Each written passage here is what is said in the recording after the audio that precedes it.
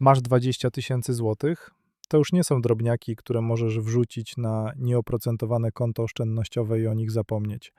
To kwota, która zaczyna mieć realne znaczenie i może być Twoimi pierwszymi poważnymi oszczędnościami. Pojawia się więc pytanie, co zrobić z tą kasą? Czy wrzucić wszystko w akcje, kupić złoto, obligacje, a może pozwolić, by te oszczędności spokojnie leżały na koncie i powoli zjadała je inflacja? W tym filmie pokażę Ci krok po kroku, jak zainwestować 20 000 złotych, jak podzielić ten kapitał, żeby nie tylko nie stracić, ale nauczyć się myśleć o inwestowaniu bardziej strategicznie, bez chaosu, bez emocji, bez gonienia za trendami. To nie film o szybkich zyskach, ale o tym, jak zrozumieć swoje pieniądze i sprawić, by naprawdę zaczęły dla Ciebie pracować. Zanim zainwestujesz choćby złotówkę, musisz wiedzieć, że inwestowanie zaczyna się w głowie, a nie w aplikacji maklerskiej.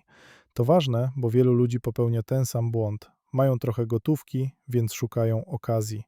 Kupują pierwsze lepsze akcje, fundusz czy kryptowalutę, nie wiedząc nawet dlaczego, a potem dziwią się, że coś nie zadziałało. Dlatego zanim cokolwiek kupisz, odpowiedz sobie na dwa pytania. Po co inwestuję i na jak długo?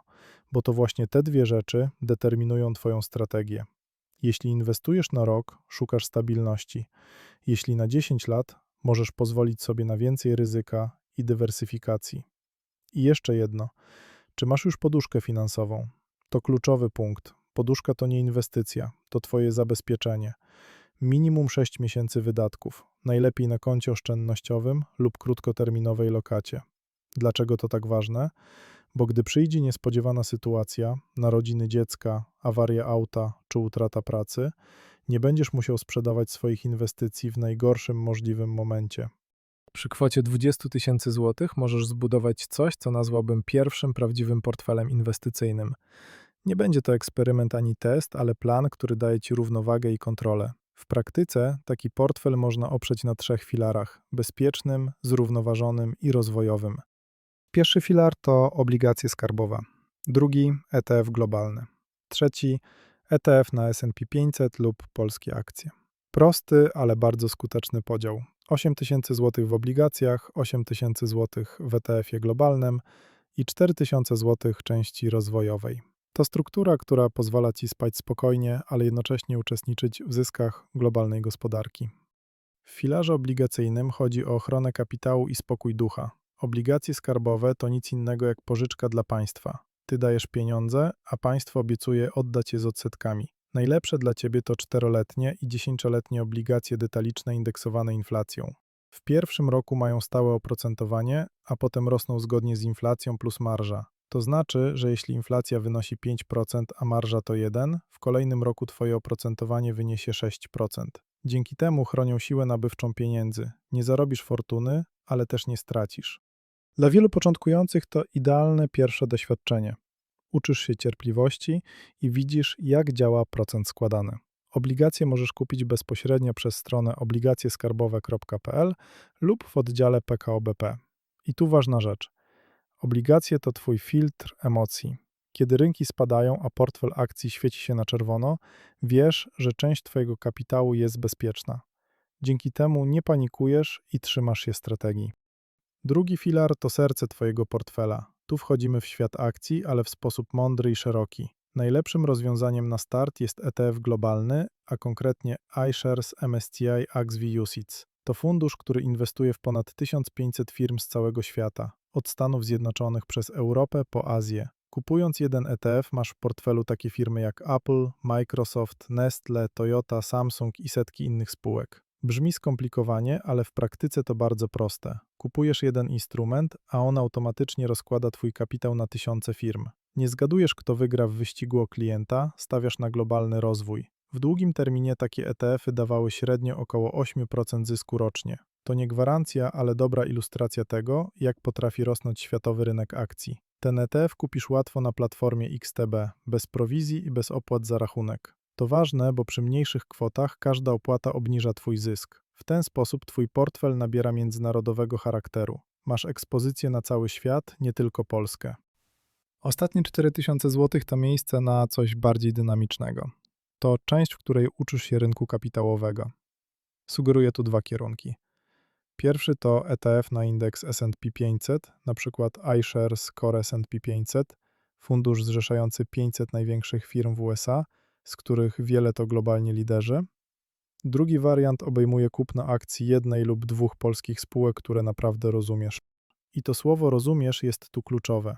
Nie chodzi o to, żeby zgadywać, która firma urośnie. Chodzi o to, byś wiedział, czym dana firma się zajmuje, jak zarabia i jakie ma ryzyka. Może to być stabilna spółka dywidendowa, PZU, Kenty, Asseco, albo mniejsza firma z potencjałem wzrostu, jak Digital Network czy Cyberfolks. W tym miejscu najważniejsze jest zbieranie doświadczenia. Uczysz się, jak myśleć o biznesie, jak czytać raporty i jak reagujesz, gdy kurs twojej spółki spada o 10%.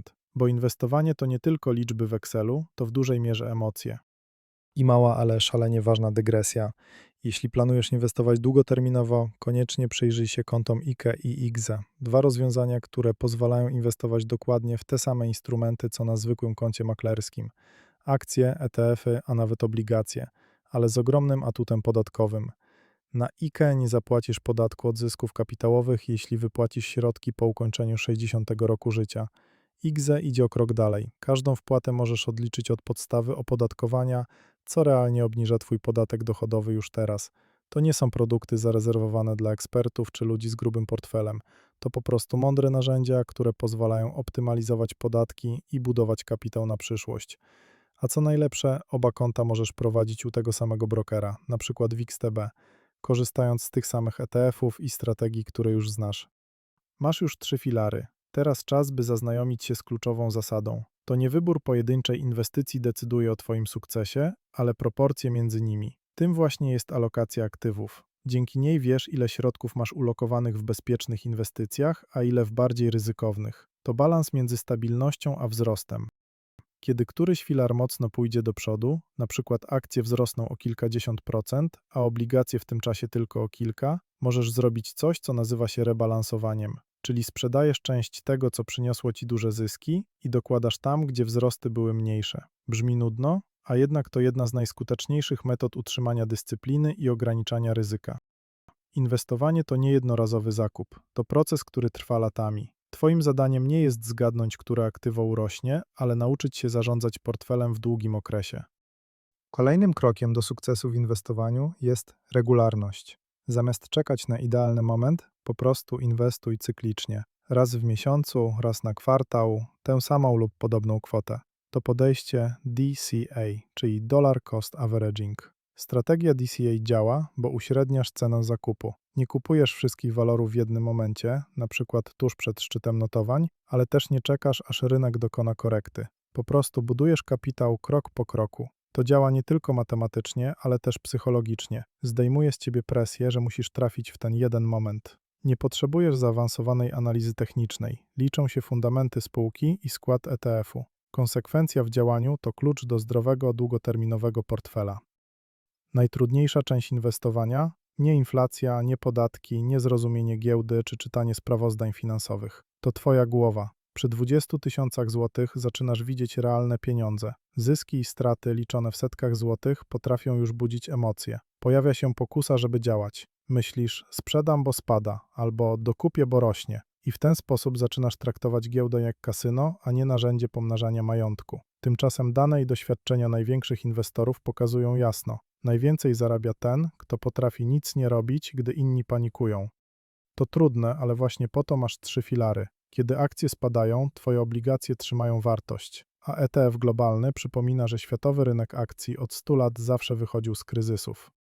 Najczęstsze błędy początkujących inwestorów nie wynikają z braku wiedzy, ale z braku planu. Inwestujesz, ale nie wiesz po co. Nie masz jasno określonego celu ani horyzontu czasowego. Efekt? Chaos w portfelu. Twoje decyzje są przypadkowe, a inwestycje zaczynają przypominać zlepek niedopasowanych elementów. Drugi problem to rozproszenie. Kupujesz po trochu wszystkiego. 5 różnych ETF-ów, 3 akcje, może trochę złota na wszelki wypadek. I nagle nie wiesz, co właściwie posiadasz, ani dlaczego. Każda decyzja jest reakcją, a nie częścią przemyślanej strategii. Trzeci błąd to uleganie emocjom. Widzisz nagłówki, rosnące kursy, filmiki o nowych trendach i zaczynasz działać impulsywnie. Boisz się, że coś cię ominie. Kupujesz, bo inni kupują. Sprzedajesz, gdy tylko robi się nerwowo. A prawdziwy inwestor postępuje odwrotnie. Działa, gdy inni się boją i czeka, gdy inni się ekscytują. Jak tego uniknąć? Zacznij od planu. Nie musi być idealny, ma być twój. Spisz go, określ cele i trzymaj się go co najmniej przez rok, zanim cokolwiek zmienisz. Bo największym błędem w inwestowaniu nie jest zła decyzja. Największym błędem jest brak konsekwencji. Masz 20 000 złotych i właśnie zrobiłeś krok w stronę prawdziwego inwestowania. To etap, w którym przestajesz próbować, a zaczynasz zarządzać swoim kapitałem. Zbudowałeś portfel z 3 filarami. Obligacje dla bezpieczeństwa, ETF globalny dla stabilnego wzrostu i część rozwojową, która pozwala ci się uczyć. To nie tylko pieniądze, to plan, który możesz rozbudować w przyszłości, bo inwestowanie nie polega na zgadywaniu, co urośnie w przyszłym tygodniu. Chodzi o to, by wiedzieć, dlaczego robisz to, co robisz i robić to konsekwentnie. W kolejnym odcinku pokażę Ci, jak ten sam plan rozbudować przy 50 000 złotych. Jak inwestować jak profesjonalista, jak zarządzać ryzykiem i jak rebalansować portfel, gdy kwoty zaczynają być naprawdę poważne. Jeśli ten film pomógł Ci poukładać myślenie o inwestowaniu, zostaw łapkę w górę, subskrybuj mój kanał Inwestologia i napisz w komentarzu, jak Ty dziś dzielisz swój portfel.